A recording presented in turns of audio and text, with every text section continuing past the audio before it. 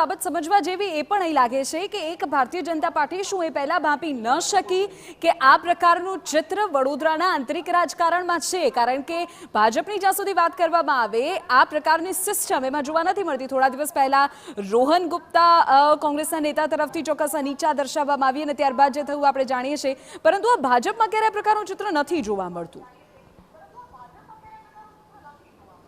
जी बिल्कुल भाजप में आ प्रकार कल्चर बिल्कुल नहीं।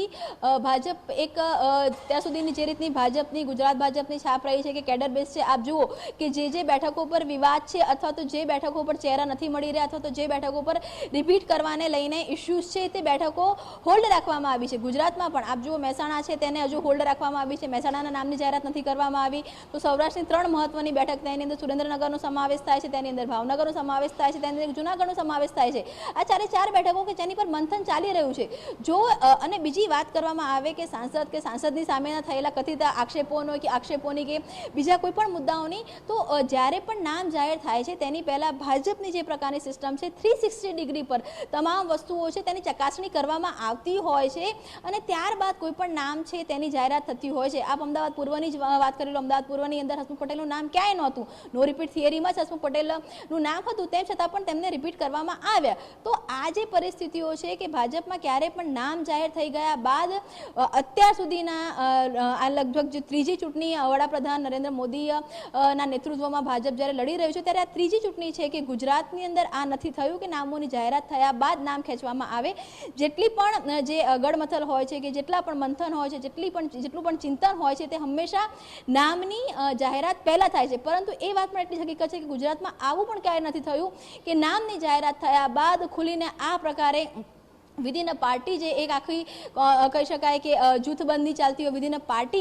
हाँ चौक्कस विदिन पार्टी जूथबंदी कारण कैंडिडेट हारी गया होय ते प्रकारना अनेक उदाहरणों है। पेटा चूंटणी होय के पछी विधानसभानी चूंटणी होय कांग्रेसमांथी भाजपमां आवेला उम्मीदवारो होय ते हारी गया होय तेवुं घणी वखते बन्युं छे अने तेनी अंदर कारण पण हमेशा एवुं रह्युं छे कि भाजपना ज लोकोए भेगा थईने हराव्या छे ते प्रकारना दावाओ अने आक्षेप पण थया छे। परंतु आ पहेली वार एवुं थई रह्युं छे कि कोईपण उम्मीदवारना नामनी जाहेरातना सतत 10 दिवस सुधी आ प्रकार જે કોન્ટ્રોવર્સી છે તે ચાલી છે। હંમેશા જે વિવાદ હોય છે તે 1-2 દિવસ હોય છે ત્યારબાદ બધા એક મંચ પર આવતા હોય છે। એટલે ગુજરાતમાં પણ ભાજપની પેટર્ન ક્યાંક ને ક્યાંક બદલાઈ રહી છે અથવા તો નેતાઓએ બોલવાનું ચાલુ કર્યું છે। હજુ સુધી કેન્દ્ર સ્તરેથી કોઈ પણ પ્રકારની જે યાદી જાહેર નથી થઈ ગુજરાતને લઈને। જો યાદી જાહેર થાય છે અને તેમાં જો આ નામની બાદબાકી થાય છે તો એક ખરેખર ગુજરાત માટે ખૂબ મોટો વિષય પણ બની જાય છે। ગુજરાત ભાજપની પેટર્ન બદલાઈ રહી હોય તેવું પણ તે વખતે જોવા મળશે।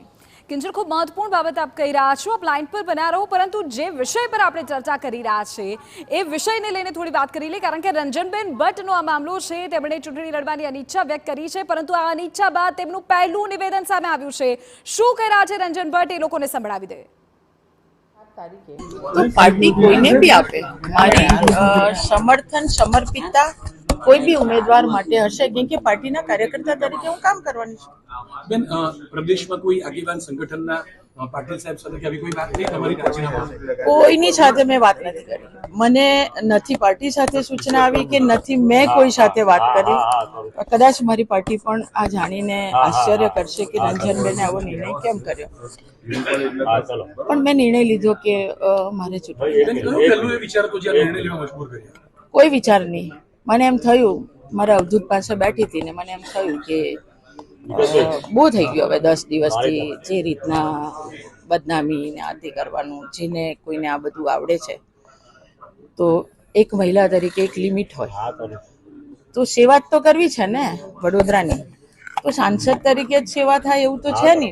મોદી સાહેબના પાર્ટીના કાર્યકર્તા તરીકે પણ કરાય તો સક્ષમ બેન તરીકે એક કાર્યકર્તા તરીકે કામ કરી અને વડોદરામાં જોડાઈશું, ભારતીય જનતા પાર્ટીને મજબૂત કરશું।